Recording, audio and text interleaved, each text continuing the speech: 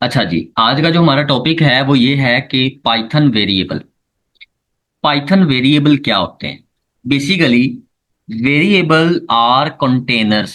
Variable एक तरह के क्या होते हैं? कंटेनर होते हैं जो क्या करते हैं? For storing the data values, जो कि वैल्यूज को स्टोर करते हैं। देखें, हमारी जो रैम है वो बेसिकली एक तरह की मेमोरी है।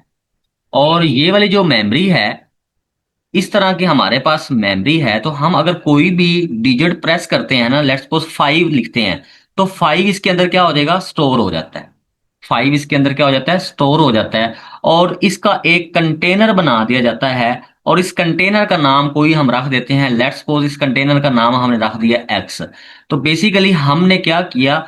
हमने इस पूरे के पूरे कंटेनर को हमने कहा एक्स है, और एक्स के अंदर इस वक्त वैल्यू कितनी है?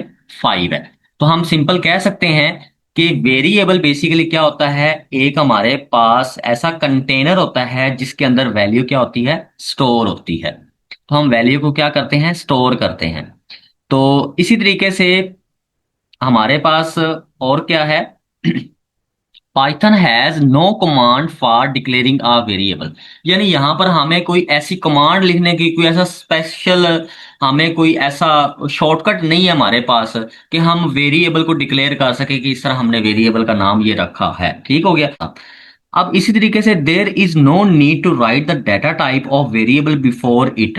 तो हमें कोई भी, जिस तरह ये आप देख रहे हैं ना, ये वाला, ये हमारे पास क्या है?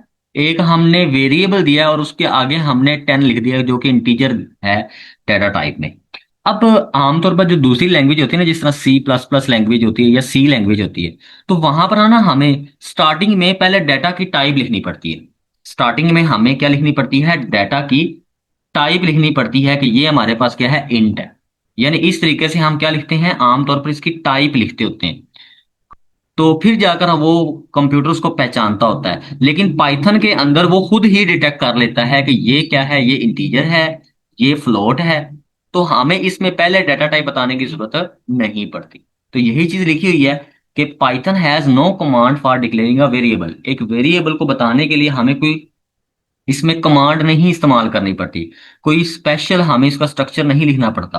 देर is no need to write the data type of variable before it. कि हमें वेरिएबल को डिक्लेयर करने से पहले उसकी टाइप लिखने की हमें जरूरत नहीं होती।